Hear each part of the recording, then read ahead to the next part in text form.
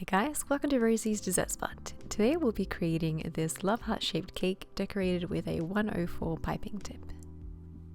You'll need a round cake and a square cake, both the same size in inches.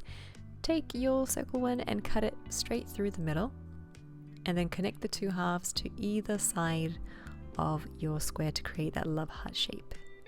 Recenter onto your cake board if you need to, and then you can crumb coat with some red frosting or whatever color you so choose. If you like, you can cut these cakes in half and fill it with buttercream. I just left mine solid without cutting them or filling them. On goes the crumb coat on the sides of your cake as well. I chose to go with mud cakes. These are really yummy, very dense, very moist, and so don't really need the filling in between if it's going to be this short. If I were to double the height of this cake, then 100% I'd recommend adding some buttercream or some kind of flavor for filling in between the cake layers. When it's nice and loaded, grab a frosting scraper and smooth out the sides. You can fill in any pockets as you go. And then for that really sharp indent at the very bottom of the heart, I actually like to use my spatula. I find that it creates a little bit of a sharper edge that way, and I swipe across in either direction to really hone in that sharp corner. You want to drag the lip of frosting towards the middle with your spatula and then pop your cake to set in the fridge for at least 30 minutes.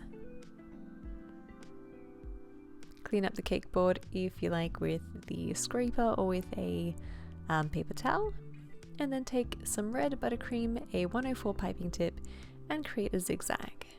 You can create these white hearts with a 104 tip. I forgot the number, but I will leave it in the description box for you guys. This is basically a 104 tip on steroids. It's just a really big 104 tip. Alternate with the red zigzags or ruffles and the heart shape.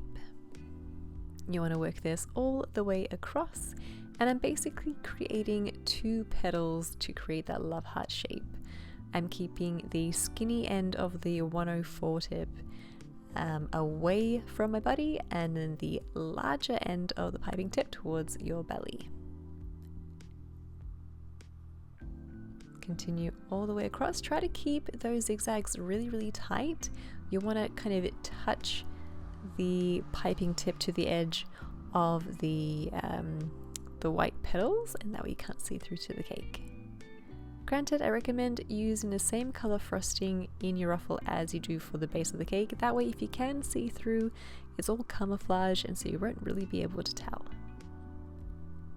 For a little extra elegance, I've taken some white candy-coated chocolate balls, and I'm lining them up all around the base of the cake, and a few here and there at the top as well.